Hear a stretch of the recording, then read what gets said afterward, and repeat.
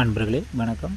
நாம் அந்த வீடியோ தொகுப்பில் எதை பற்றி பார்க்க போகிறோன்னா, முனீஸ்வரனிடம் நம்ம கேட்க வேண்டிய வரங்கள்.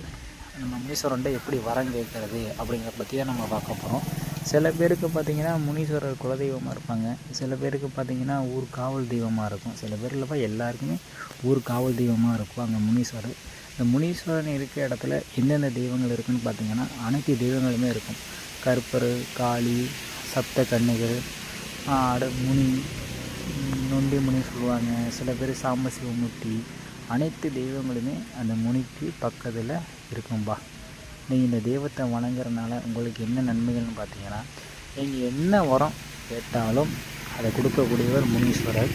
அது மட்டும் இல்லாமல் நீங்கள் முனீஸ்வரரை வணங்குறீங்க அப்படின்னா உங்களுக்கு பாதுகாவலாகவும் இருப்பாங்க. உங்களுக்கு மட்டும் பாதுகாவலராக இருக்க மாட்டாங்க, உங்கள் குடும்பத்துக்கும் சரி, உங்களை சார்ந்து இருப்பவங்க அனைவருக்குமே இந்த முனீஸ்வரர் பாதுகாப்பாக இருப்பாங்க. நம்மக்கிட்ட நிறைய பேர் முனீஸ்வரன் உபாசனை கிடைக்குமான்னு கேட்குறாங்க. முனீஸ்வரன் உபாசனை எடுக்கிறதுலாம் ஒரு விஷயம் இல்லைப்பா. எடுக்கிறோன்னு நினச்சா எடுத்துக்கலாம்ப்பா. முனீஸ்வரன் இல்லைப்பா, நீங்கள் எந்த தெய்வம் உபாசனை வேணாலும் நம்மக்கிட்ட அதுக்குரிய எந்திரம், மை, பூஜை முறைகள் அனைத்துமே நம்மக்கிட்ட இருக்குதுப்பா, வாங்கிக்கலாம். அதெல்லாம் தப்பு கிடையாது. ஆனால் என்னென்னா, ஒரு சில பேர் என்ன பண்ணுறாங்க, ஆசைப்பட்டு ஒரு வேகத்தில் வாங்கிடுறாங்க.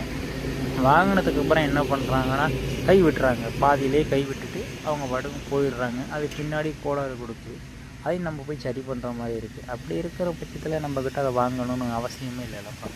ரொம்ப ஆசைப்படுறாங்க, நான் அந்த தெய்வத்தை உபாசனை பண்ணணும், இந்த தெய்வத்தை உபாசனை பண்ணணும், காளி உபாசனை எடுக்கவா, கருப்பர் உபாசனை எடுக்கணும், முருகன் உபாசனை எடுக்கணும்னு கேட்குறாங்க. நம்ம அதுக்கான பொருள், எந்திரம், மை, பூஜை முறைகள் அனைத்தையும் நம்ம சொல்லி கொடுக்குறோம். எதாக இருந்தாலுமே எடுத்தோம் கவுத்தோம்னா உடனே கிடைக்குமாப்பா? கிடைக்காது. கொஞ்சம் பொறுமையாக இருங்க சொன்னாலும் அவங்க அவசரப்படுறாங்க. அவசரப்பட்டு உபாசனை எடுத்தீங்க அப்படின்னா அது ஆபத்தில் தான் முடியும்.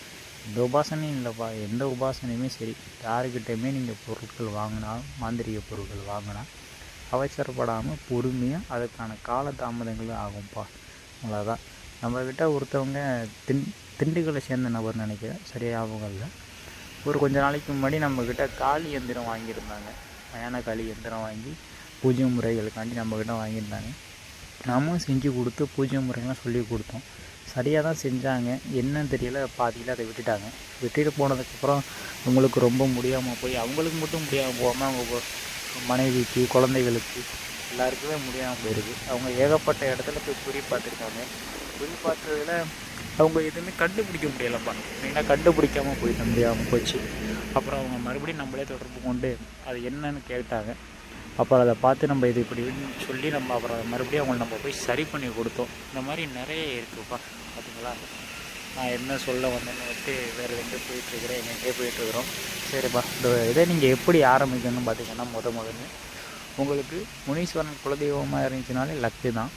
இல்லாத பட்சத்தில் முனீஸ்வரன் கோயிலில் போய் அமாவாசை அன்னைக்கு, அதாவது யாருமே இல்லாத நேரமாக போய் முனீஸ்வரன் காலடியில் ஒரு எலுமிச்சம்பழம் வச்சு முனீஸ்வரனை மனமாற வணங்கி ஸ்க்ரீனில் கொடுத்துருக்க மந்திரத்தை முனீஸ்வரன் கோயிலுக்கு முன்னாடி ஒரு 11 தடவை சொல்லி அந்த எந்திரத்தை நீங்கள் அந்த எலுமிச்சம்பழத்தை கொண்டுட்டு வந்து வீட்டில் வச்சு தினந்தோறும் 108 தடவை நான் கொடுத்துருக்க அந்த மந்திரத்தை நீங்கள் ஜெபிச்சிங்க அப்படின்னா நீங்கள் என்ன வரம் கேட்டாலும் அந்த முனீஸ்வரன் கண்டிப்பாக கொடுப்பாரு, கொடுக்காமல் இருக்க மாட்டார்.